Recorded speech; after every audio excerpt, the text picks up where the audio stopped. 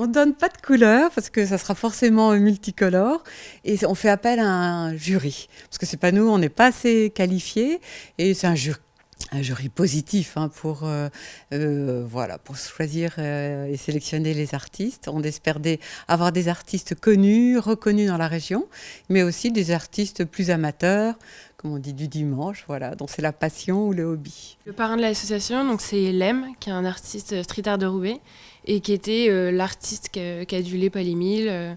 Il avait notamment des tableaux dans sa chambre. Il avait demandé à Lem de lui personnaliser une paire de baskets. Donc quand on a réfléchi à un parrain pour l'association, naturellement, on a pensé à lui. Nos enfants étaient des adolescents, donc très sensibles à l'art, au beau, à l'esthétique. Et donc, Paul-Émile aimait beaucoup Lem, qui est un des artistes, un street artiste de la région. En fait, faire ce lien. Puis je trouve que c'était faire le lien entre la dimension, comment dirais-je, esthétique, festive qu'apporte l'art et qui adoucit les mots. Et donc, on s'est dit que c'était une très bonne initiative. Il fallait absolument la proposer à Lille. Le cancer des enfants est vraiment le parent pauvre de la recherche, puisqu'on parle surtout des cancers qui touchent voilà, différentes régions du corps.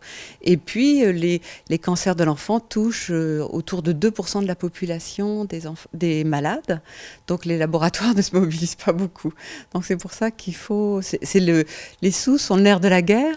Et quand nos enfants étaient malades, qu'est-ce qu'on aurait aimé qu'on puisse trouver le médicament miracle, ou qui même, je me disais, qui maintiennent nos enfants un peu comme les personnes qui ont le sida, pour le moment, on n'a pas réussi à maintenir les gens en vie avec leur maladie. Voilà.